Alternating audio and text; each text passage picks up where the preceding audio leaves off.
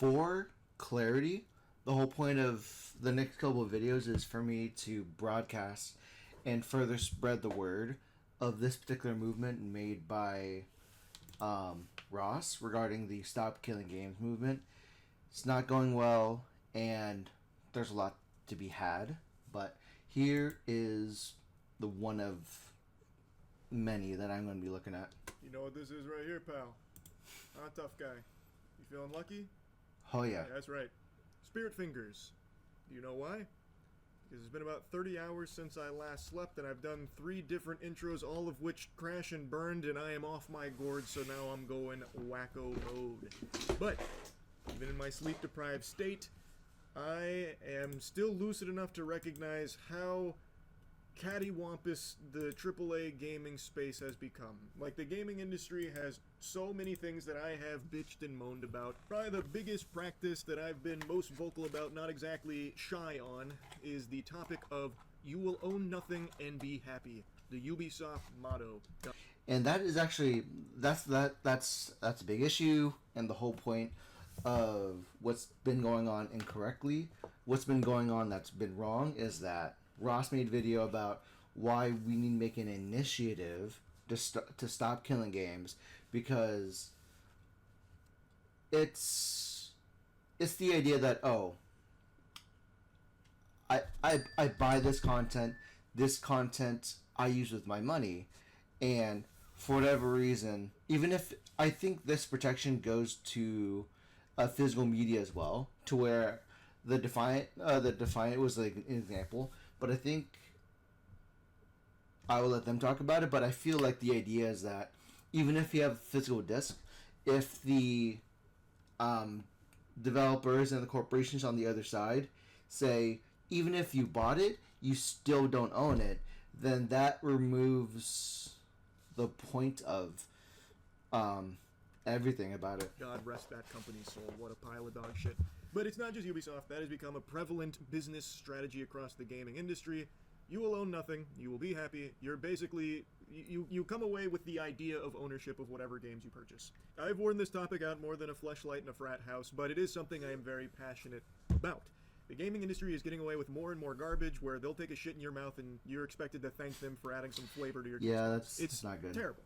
And there is an initiative that has been aiming to fight back against a lot of these practices that I think really need some big overhaul. And it's an initiative that I think a lot of you are probably very familiar with. It's called Stop Killing Games. And I've followed it since its inception. I've talked about it on stream quite a few times, though this is my first... Let me actually see. For purpose, let me see if I can't find like the beginning, the first line of the initiative, which is causing a lot of problems today. If it loads, where... the first sentence is the initiative calls to require publishers that sell or license video games to consumers in the European Union to leave said games in a functional playable state. So here's an example that I'm thinking off the top of my head, to where one of the examples that I keep often thinking about is Nintendo's practice of killing games, where even Gerard the Completionist made a video about how he had to buy thousands of dollars worth of video games on the DS and the Wii U for the sake of their preservation. Otherwise, those games cannot be played anymore. You cannot play any of like the Ace Attorney games from that store anymore. And there was instances within the video of Gerard's where you couldn't even access some additional downloadable content without playing X amount of hours into the game. Too. So this is again like the whole point. The point of this initiative is to require publishers that sell licensed games, be it Ubisoft or Nintendo or Sandfall Studios, to leave said video games in a functional playable state. And again, it's a conversation to start a conversation. This is not a thing set in law of which it is in law. But anyways, video going over it. And I regret that now because I see it wasn't going as well as I thought it was. Admittedly, I didn't follow how successful the initiative was, only that it was aiming to do good for consumers, and that it was taking proper steps legally to get there, and it was going through all of the right channels. And now today I watched a video from the guy that's spearheading this. His name is Ross. He posted a video called The End of Stop Killing Games, where he's giving an update on where everything's at and how it's kind of at the finish line here with a lot of failure to show for it, with only a few other chances to fight back. Now before... And like, again, I'm going to keep pausing because I need to say things when it comes up in my head. Recently, Phil DeFranco made a coverage of it, and since the drama sparked, we do technically have over 50% in 2 regions when it comes to like the signatures, but far from enough to be a tightly sealed case to start the initiative. Before getting into the weeds on the topic, I want to get this in the beginning because I imagine the vast majority of people won't watch the whole thing. I'm putting a link to the full video on Stop Killing Games, as well as a link to where you go. I will be doing that. I will be putting as many links as I possibly can within the description for the next several videos covering this instance, because this affects me. This affects any consumer who wants to spend their luxury, the luxury of playing video games, to spend their time as a luxury to play video games. And if at that point you want to spend your time and spend that luxury to play a video game, and that is not available to you, that kind of sucks. Even if you have the physical property, if it's not within a playable state, that kind of sucks. Oh yeah, actually, there's an instance to where what is it? Mega Man.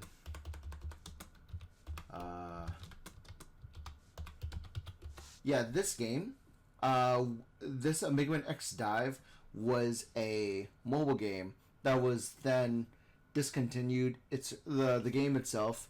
The gacha was removed in its entirety, but Capcom did a banger decision and made an offline version to where this game can be played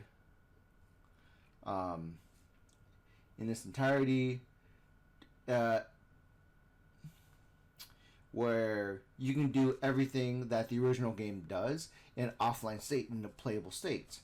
In the original online version was in a situation where it's always online. You can compare stats. There's a gacha system, and so forth. But they're selling it at a price of $30 for a feature complete game. To help support the Stop Killing Games initiative, because there's only a little bit of time left for the most important parts of it now that it's at the end. So if you know what the movement is and want to support it but didn't know where, the resources are in the description, or if you want to get it right from like the source, I have a link to his video. But I want to go into it myself here because it is a topic that I do feel very strongly about. But for those that don't know anything about Stop Killing Games, I'm going to let him explain it in his own words, so that way you can get an actual, correct, informed explanation of what the initiative is. And the reason I say it like that, kind of like fucking all, pinky out, snooty, is because a lot of people don't even really know what this is because of people like Pirate Software completely misrepresenting what the initiative was. As a refresher, Stop Killing Games is a consumer movement. And that's the thing when it comes to when Pirate Software covers this game. Pirate Software is a video gamer, but he's also there's been a lot of bad news with Pirate Software. One of them being that, like, in an episode of Healthy GG with Dr. K, there was a diagnosis that he accepts he's a type of narcissist, and he has hot takes that he fully backs. And oftentimes, in my experience with people of his type, they often acknowledge, but they don't apologize. They acknowledge that there are certain faults, but they are far from apologizing from taking the stand. They apologize that, oh, I'm sorry that you feel hurt in this way, but I don't. But they would double down in like their stances often, in my experience.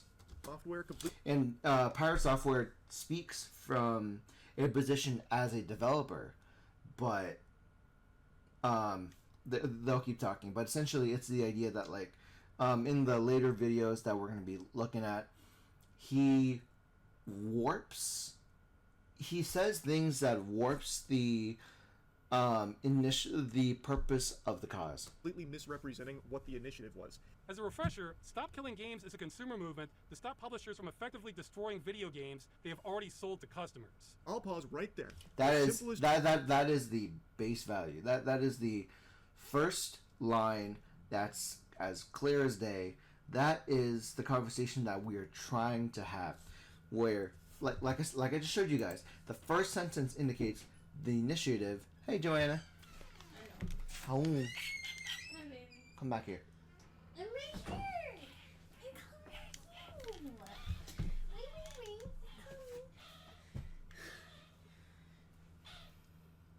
Thank you.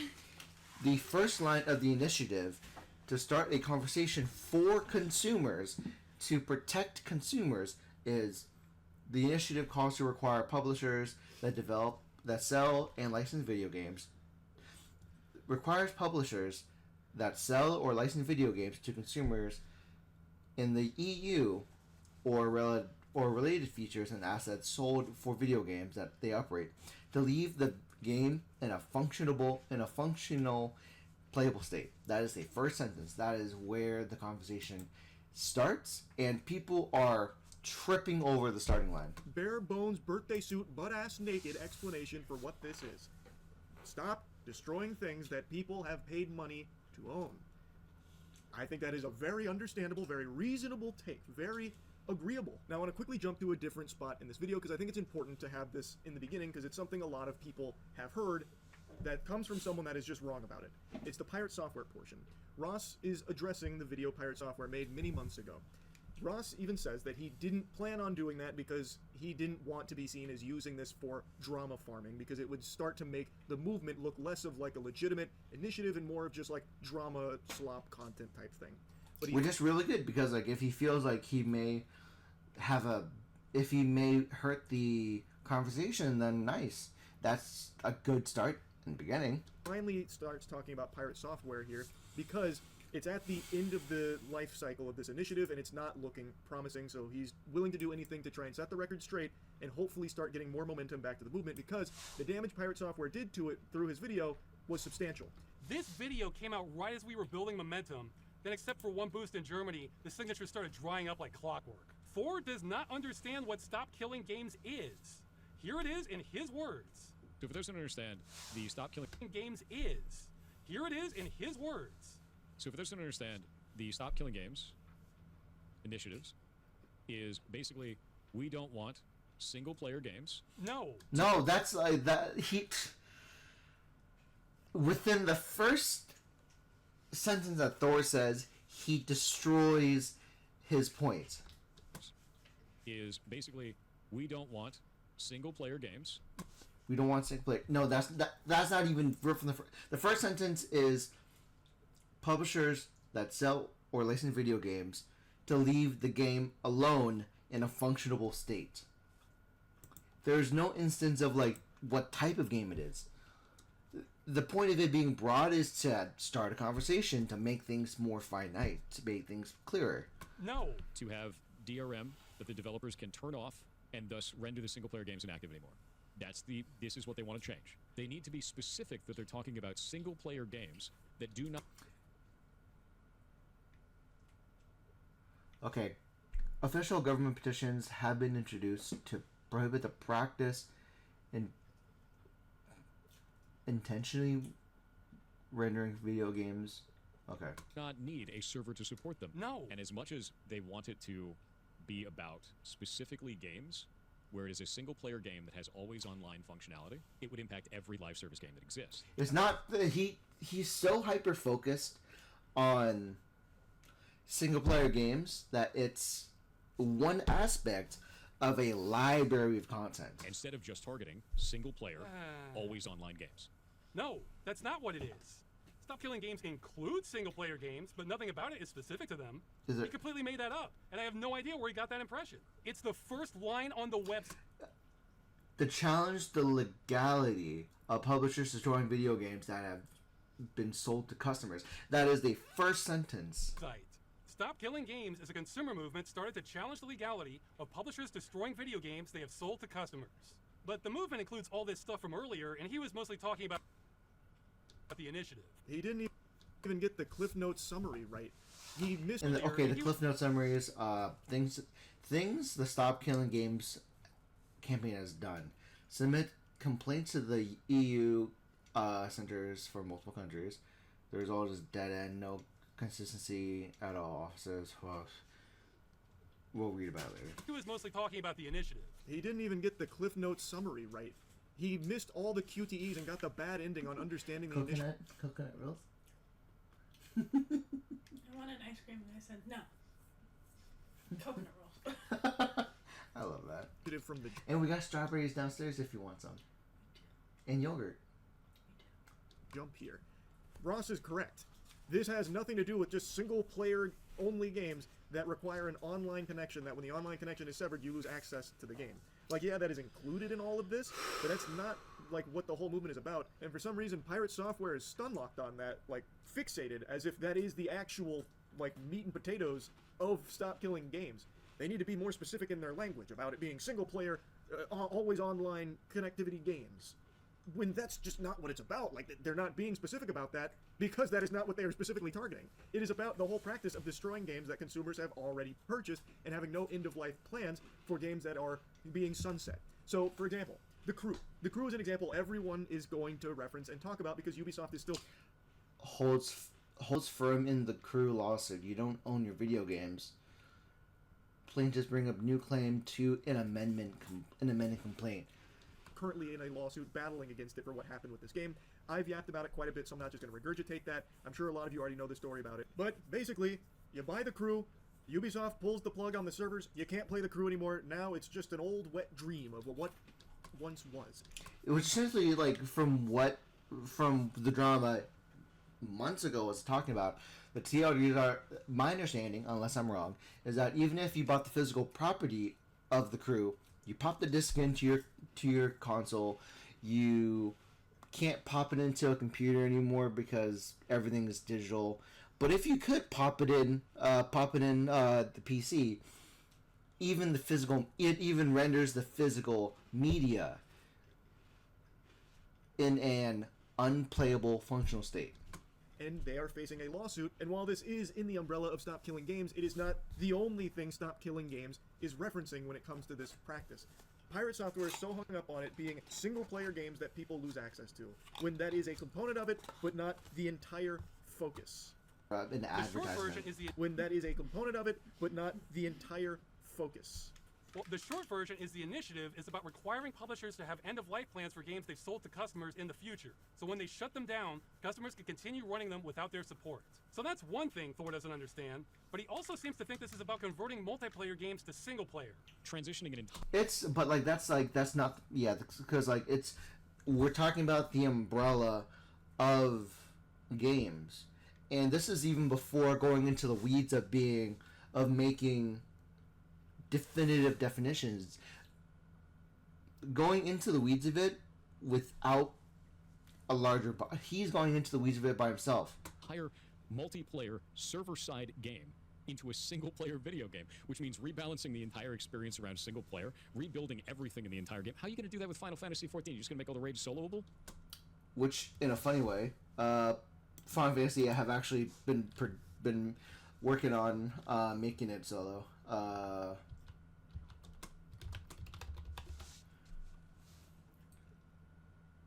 Final Fantasy XIV's story. So this destroys his argument to where Final Fantasy XIV's story can now be played entirely solo. As reported by VG, as reported by these people, the patch 6.5 has brought the game's duty support system, which lets players bring NPCs into dungeons to dev other players, up to date, including every part of the game. Stormblood dungeons and were last to be made available with duty support, but the brand new dungeon also works with the system immediately. Square Enix has made it possible to play all of 14's content solo completely solo despite being a massively multiplayer online game. That destroys his argument. Imagine the day that World of Warcraft shuts down, rethinking the entire game. How are you going to do that with Final Fantasy XIV? Just going to make all the raids soloable? Imagine That's if you don't know how they're going to do it. That's not for you to decide. The publisher decides to do that, and this conversation is to the publishers and developers, not just to him. World of Warcraft shuts down, and suddenly you have to make it a single-player game for every individual that ever bought the game. That's what they're asking for. No. Hey, Sorry. Peanut. No, tell me. The gym looks so good. See? Okay, let me see it. I know I'm recording, but you're important. It looks so good. Okay. I'm happy for us. Let me know when we can go there together, okay? Monday. This upcoming Monday? Okay. Okay, let's try to go there together. Hell yeah. It's a date. Okay. Because they would have to sunset live service games as a single-player experience. The idea that suddenly you need to make every single live service game playable single-player offline? No, dude. Correct. No. This part is more confusing than Finnegan's Wake. Because again, like, it's not... Because yours... Hey, Joanna. Fun question. What? If you make an argument for something, would you say that your viewpoint is a bias based on what you personally know? Yes. Thank you. See, she's not a part of the conversation, but she understands that the point that you make is a biased based on the based on the things that you know, and also it's based on whether or not you accept it, right? So if I say pineapple deserves to be on pizza, that's me based on my experience and what I've come to accept, right? But if someone like you tell me that that's fucking wrong, It is fucking wrong. you say that based on your experience Yeah. and based on the knowledge that you have. So, thank you. Because Still wrong. nowhere in anything. This part is Playable single-player offline? No, dude. Correct. He believes that based on a bias that he has as a developer. First, this conversation is for consumers. He's a consumer second, but a developer first in this conversation. No. This part is more confusing than Finnegan's Wake. Because nowhere in anything on Stop Killing Games has this even been like a talking point from anyone besides Pirate Software. I don't know where he pieced this puzzle together. Like I don't get it.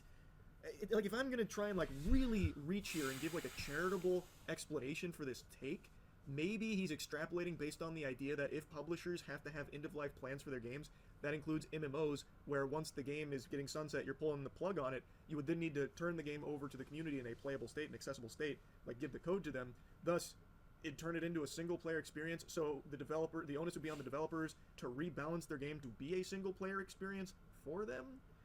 I guess. I have no idea. That still just doesn't make any sense, but maybe that's the tree he's barking up with that thought process. I really don't know, because Stop Killing Games at no point ever says any of these multiplayer games need to be converted to single player. That really is outlandish. Because that's And the not. more I It's think not about it, about the them. more Yeah. nonsensical it becomes, because even in Pirate Software's hypothetical fanfic there, why would the developers need to rebalance the game? They would just turn over the code to the community and it'd be... Because the first sentence again is to leave it within a functional playable state. in that state. They're no longer responsible for balancing the game. That's the whole point. They're not indefinitely supporting it. They would just be responsible of leaving the game in an accessible state to the community while they would shut down the servers on their end. Like, they wouldn't need to go back through with a whole development team and, like, you know, tweak the game to be single-player compatible. It just doesn't make sense. Like, I really... Like, sure, like, the only thing that they have responsibility for from then on is to make sure the game stops crashing. That's really just it. Like, if you're going to end service, sure, stop providing new content. If you want to do that, that's okay. If you want to stop introducing new mechanics with particular, like, with particular movesets, fine. For example, even previous Monster Hunter titles are like Monster Hunter Tri. They left that on the 3DS. They left that on the Wii U.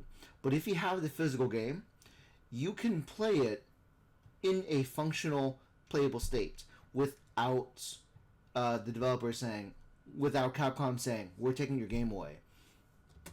do not understand that one. But apparently a lot of people latched onto that talking point from Pirate Software as something that Stop Killing Games was asking for and how unreasonable it was. Which, if that's what Stop Killing Games was asking for, it would be unreasonable. But that's not what it's asking for. Does it That's what Stop Killing Games was asking for, it would be unreasonable. But that's not what it's asking for. nowhere in there does it say that it's directly targeting always online single player games. Oh, he's so close. He's so close to getting it. It is vague, and because of that, it will be He never has that light bulb moment. Well, he is correct in that statement. It's almost as if that's not what the initiative is asking for. I know this part is once again just reinforcing that he doesn't know what the Stop Killing Games movement is about, but I have to just show you this because it is so fascinating, because he himself literally calls out that Stop Killing Games at no point explicitly mentions single-player always online games or anything like that. And for some reason, instead of following the breadcrumbs that would naturally lead him to the conclusion of, oh, maybe I misunderstood, maybe because it's absent here, that's not what this is actually about. Instead, he used... Yeah, because like if it's absent, then we can talk about it. We can bring it to the table like, hey, let's expand what this actually means. Going into it with a place of curiosity, not judgment. Uses it as a criticism against the Stop Killing Games initiative entirely, saying it's just too vague, it's way too vague. The reason it is not explicitly stated there is because that is not what the whole initiative is about. It is not specifically targeting that thing that you keep saying. It's more than just that. I don't know how that never clicked. But those were his streams with a smaller audience. What does he say in his big YouTube video with over 1 million views that he had time to research? If we're trying to kill off the practice of developers putting together a live service game, pitching it as a single player experience, and then taking away support in the future. Now he's changed it again and is making up how it's about single player games are advertised. What is he doing? This is not, again, it's not about, he's hyper fixated on something that is concerning him, and that's really great. Bring that concern to the table, but don't make your hyperfixation the purpose of the movement. The purpose as a basement understanding is that to leave games in a playable state, like the old Monster Hunter titles. I don't believe Monster Hunter is making world content currently. They've left that in the past. They are finished with it. It is now a feature complete game, much like Rise and Sunbreak is.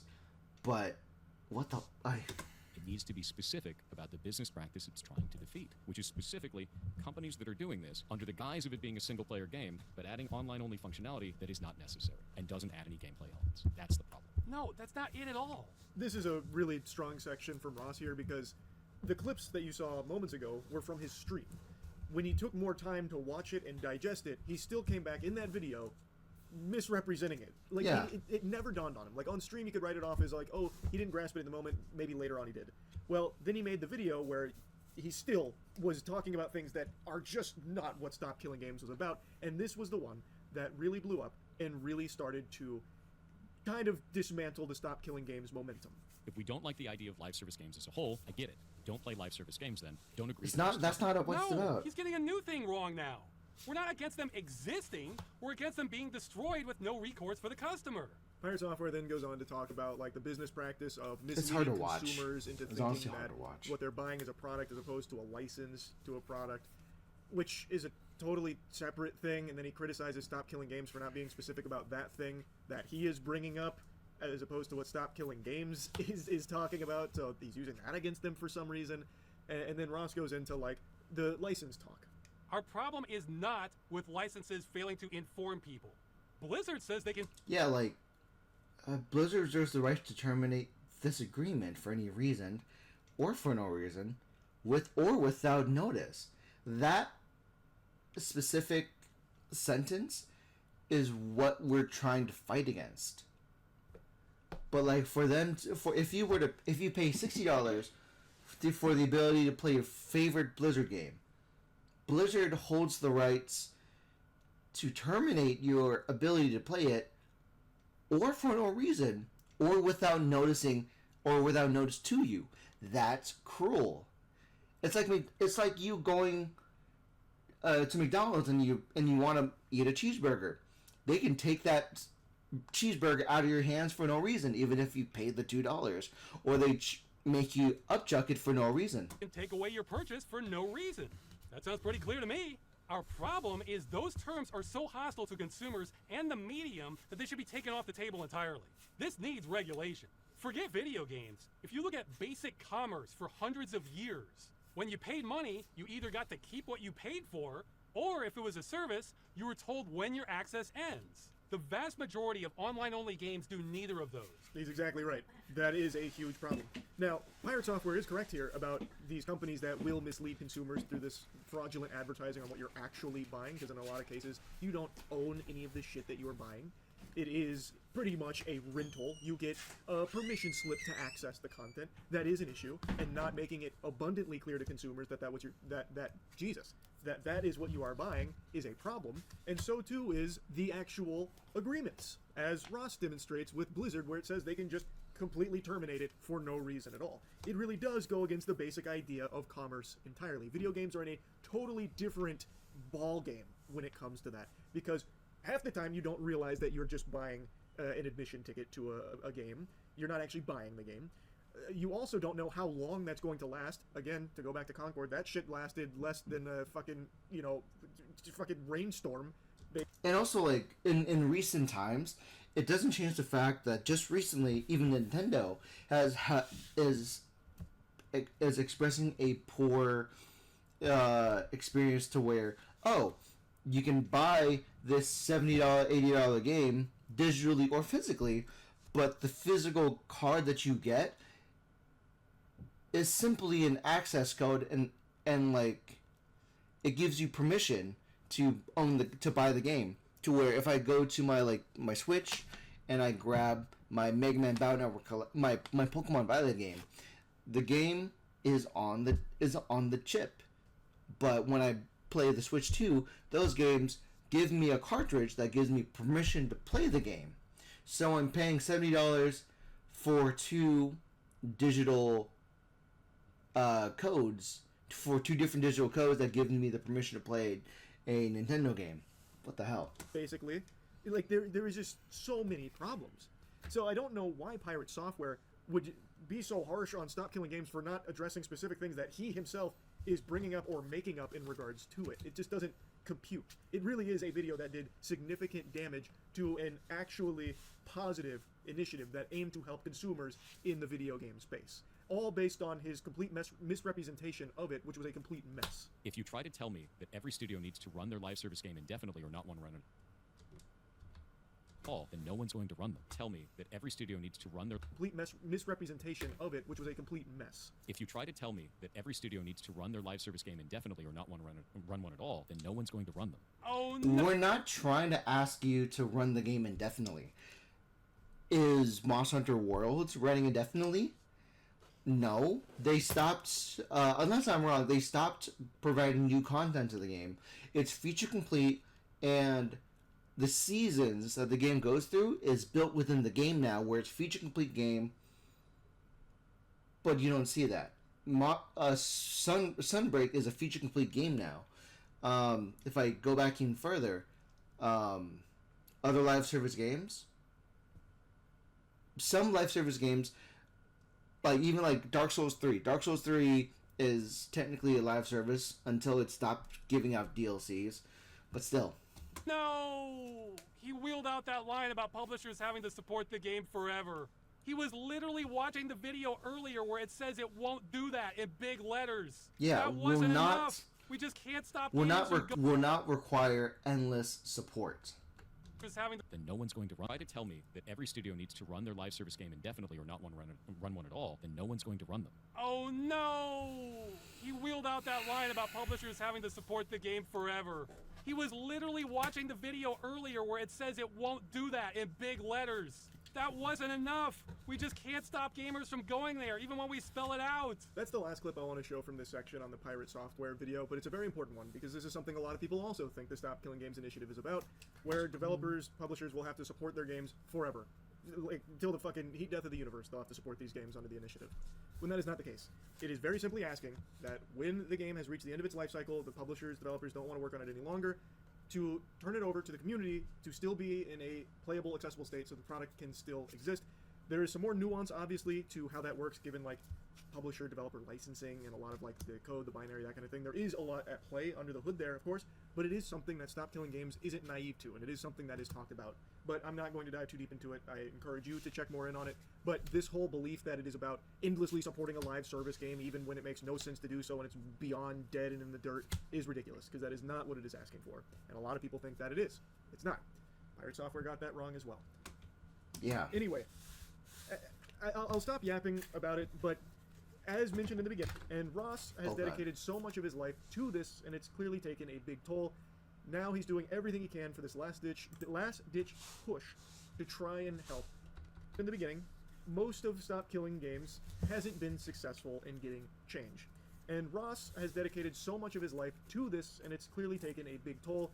Now he's doing everything he can for this last ditch push to try and help, and there are two big things coming up that can do so, and it's what I linked at the very beginning of the at the very beginning of the video about the resources in the description. It's in regards to this. One is for the UK to sign a government petition to bring this issue before Parliament.